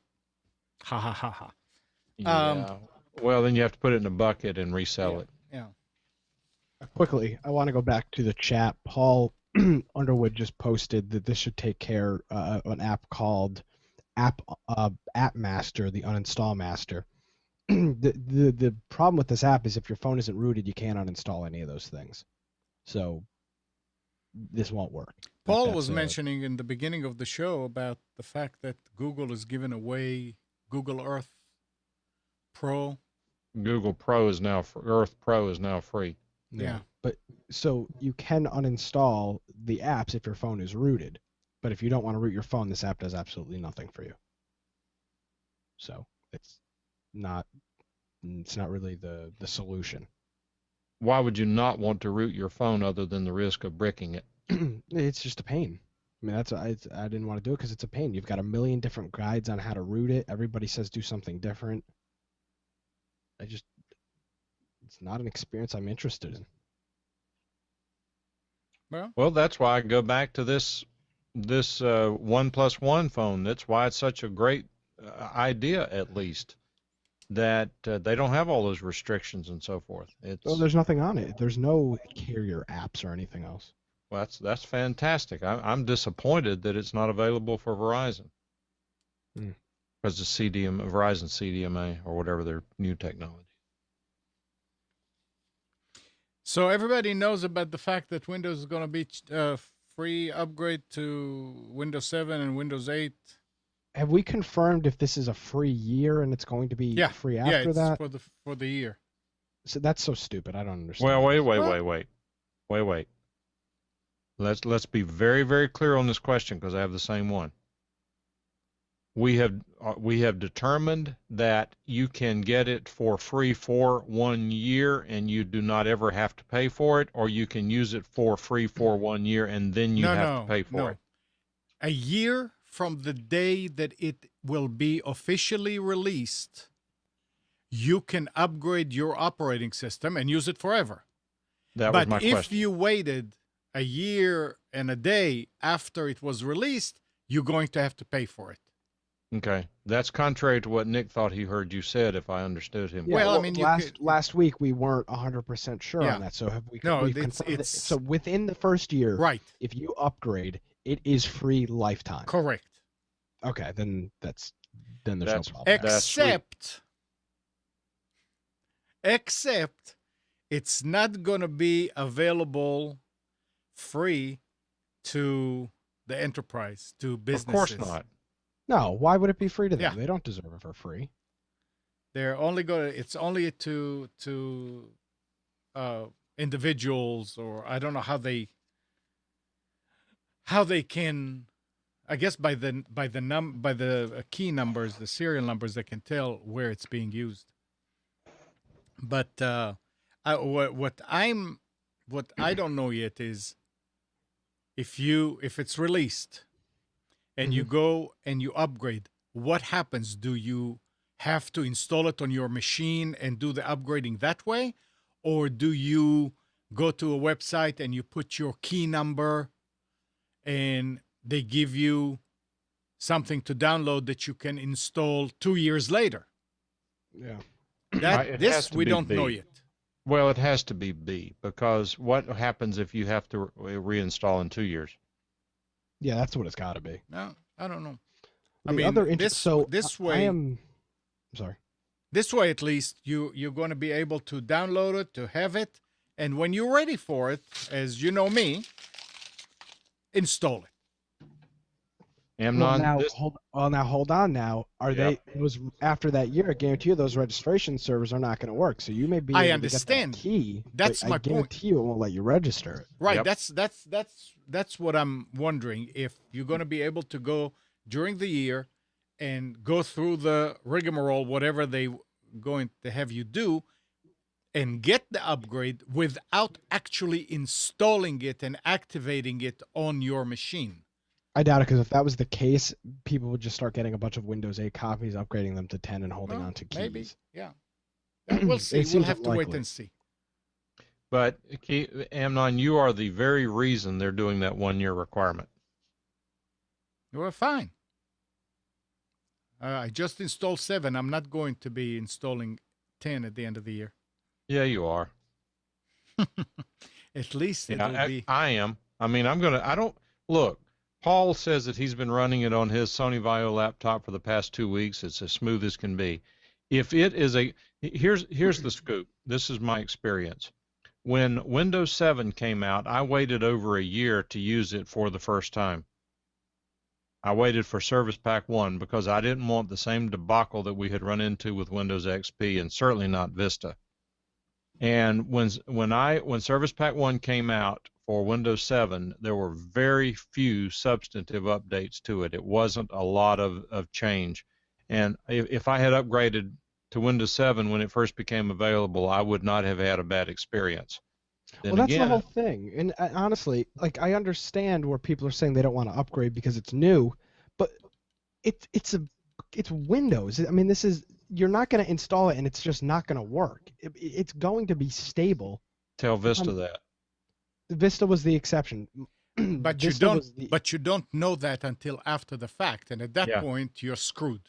But I would disagree that you're screwed. I mean, Vista worked. There were problems with it, but it worked. It's not like you installed Vista on your machine. You're like, oh crap! are I have right. to- You are right. Yes, you're right. But I will say that my time period for sitting back has shifted from a year back down to 3 months.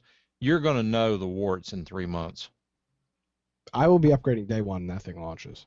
Well, that's good, because that way, whenever you go out and the pioneers take the arrows. So when you go out and get your nose bloodied with it and figure out what's wrong, that saves Amnon and me the trouble.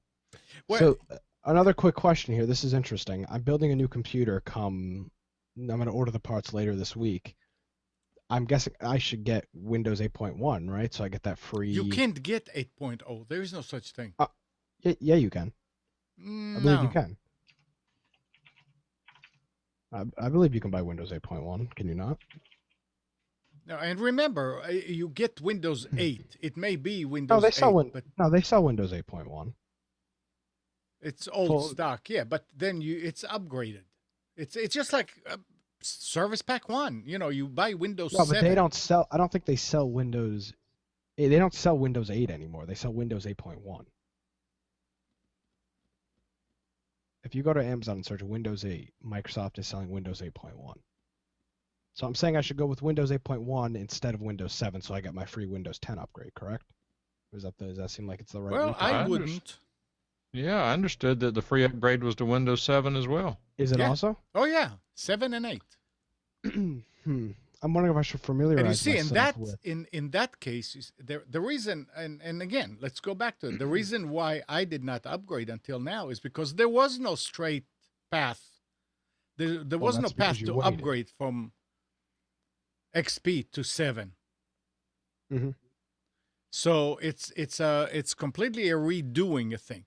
If it's like it used to be, to go from 95 to 98, 98 to XP or to ME, whatever, it would have been a lot. I would have done it a lot earlier, and even though it's not the right thing to do by the book, because you should reinstall, at least it would have been a working machine, and then you can upgrade the machine and install Windows 7 from scratch. But everything else on the machine is already made to be working with 7. So you still end up that way. The problem was to go, which didn't turn out to be such a big problem anyway.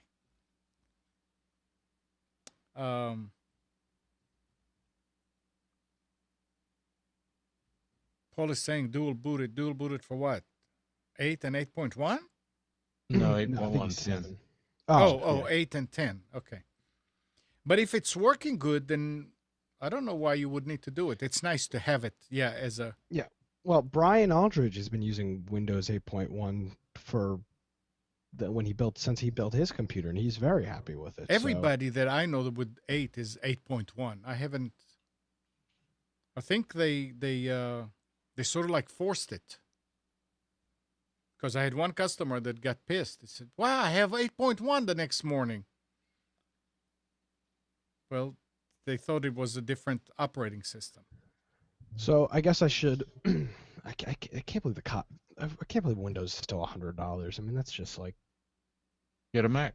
I don't know, like I'm spending $1,100 on this computer, and I have to spend another $105 for a copy of Windows 8.1. Like, really?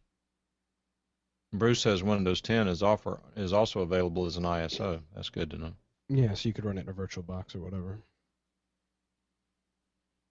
Is it in beta now and anybody can download it and use Yeah. it? Yeah, I think so. But see, I'm not interested in that. I want you guys to do that and let us know what's going on. I did that a little bit with Windows 8, and my experience was not good because you can't really test an OS in a VirtualBox. It's not. You're not forced to use it. So if you got an extra computer, I don't see why not. I'm probably going to do that to one of my. Well, I mean, Windows laptops. Paul says find a student in college, you can get it for cheap. But the fact of the matter is that if you already have Windows 7, you can upgrade. I only have one computer that's not Windows 7, so hopefully I should be able to get it for free, and all of my installations are legal. I guess it doesn't matter. They're OEM versions because they were bought on the computer. Right. Yeah. Let's see. So yeah, I can get a copy of Windows 8.1 OEM for $91. We got you beat, Paul. We got free copies. I can find them. You got free copies of what? 8 Windows 8. Oh, lucky you. If you had been part of the show back then, you would have gotten it too. Oh, that's unfortunate. I wish I had The what? been now. Windows 8. Oh, Yeah, well, that's whatever. $90. Nick, I may still have something somewhere. I need to check. Well, we'll see. Yeah. If not, it's the cost of upgrading. So All you need to send him is the key, M9. 'cause Right, he can I know. download the Now that you ISO. mentioned it, I remember, and I think you were I gonna still you were gonna have- give me a key to give away. You what? Don't you remember you were gonna give me a key to give away? This is the Okay, same so one. I still have it then. Okay. Okay, because I never gave it away. You want me to give it So to the happy key now? birthday. Here, write it down. Happy birthday. Oh, yes, go ahead. Go ahead, I got it. Yeah.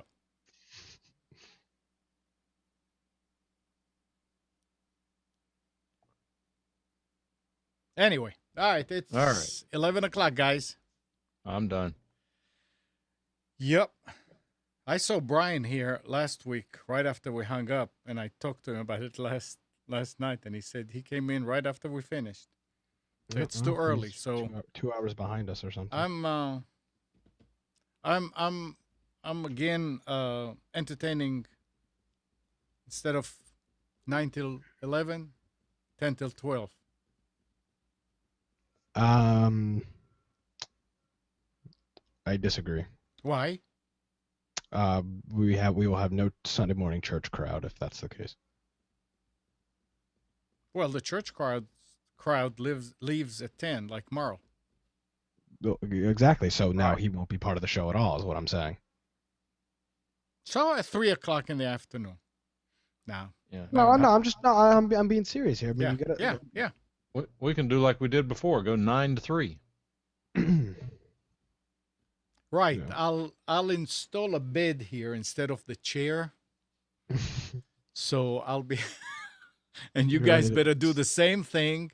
Have a porta potty next to Yes, there we go. Oh, No, I mean, I like the show being early. It starts the morning. Yeah, two things that in chat that are important. Listen to you, Nick. You're the one that wanted to do it 10 till 12. I don't believe that. I don't yes, think I was. The case. Mike wanted it 9 till 11. You wanted 10 till 12. No, I didn't really care what time it was. I was saying it only needed to be 2 hours. Yeah, I don't think I ever pushed for 10 to 12. I like getting done with the show before noon. All right. And if Sean and Brian can't get up, that's their problem. So, Mike, you were Plus- saying? Plus, an hour for Sean really isn't. It's still extremely early for the West Coast. Yeah. And he sleeps till 2 anyway, so it won't matter.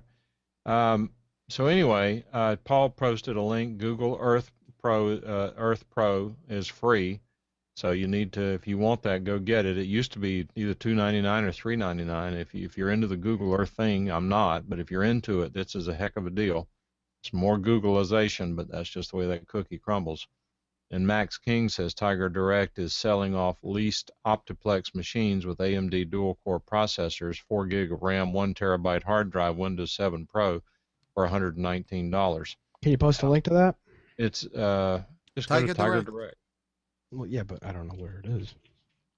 And I mean that's, you know, what's really sad is that's the current state of technology with Apple computers. So it's well worth $119, but obviously it's not state of the art. No. But what do you want for $119? I mean, the darn copy of Windows 7 would cost you that. 119 one is only 2 gigs of RAM, and it's a Core 2 Duo. It looks like. 4 gigabytes. I don't know what one he's looking at. 1 Yeah, I see terabyte that. hard drive. I mean, come on. I see a $119 one, and it's a Core 2 Duo with 2 gigabytes of memory and a 250 gigabyte hard drive. It's off lease. I don't know. It says refurbed. Yep. Make sure that you're looking at an AMD version, not Intel version. I don't see it. That's the only one that's 119. Is that one? Max, if you got a link directly to the one you're talking about, that would be helpful. Some Yeah, people it isn't might be off lease, interested but in it's the next one up is HP, and it's $169. Unless I'm missing something. Nope, I don't see 119 with those specs. That's a really good deal for $119. Anyway, chat will stay open after the show, so if Max can find one and post it, that would be helpful. Sounds good. Okay, guys. All right. Well, guys, thanks. It was good. Yeah, he said he'll have to find it. All right, that was fun. Yep. Any last word from? Infectionpodcast.com. We're doing our show tomorrow instead of Tuesday. Talk about it a little bit. It's just quickly, it's a podcast about a video game, H1Z1. So check it out. A virus, isn't it? It is, yeah. Infectionpodcast.com. So if you're interested in that kind of stuff. I need somebody to buy my 1+1 phone. Oh, yes. All right, I guys. hate eBay. Well, good morning, Kathy, Hannah, Nabil, Mac, Norm, Katie, and Donna. Thank you, everybody, for tuning to Computers 2K Now. We hope you enjoyed and maybe learned something from our time together. Remember to practice safe computing. Back up your hard drive and upgrade your virus scanner. Update. We'll be back here next Sunday at 9, but you can always reach us at computers2know.com. While you're at it, like us on Facebook, subscribe to our YouTube channel. Tune in today at 2 o'clock for Your Healthy Pet. And tonight at 8 o'clock, it's the Tanya Love Show. See ya.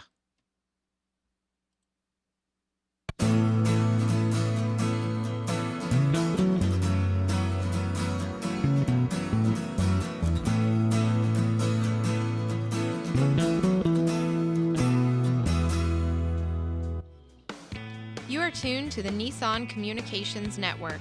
Our weekly lineup of call-in programs includes Computers 2K Now with Amnon Nissan, Health In with Debbie Bruck, Breaking Free with Marilyn Shannon, Lessons of Vietnam with NCVVI members, The Tanya Love Show, Your Healthy Pet with Gisela DiCarlo.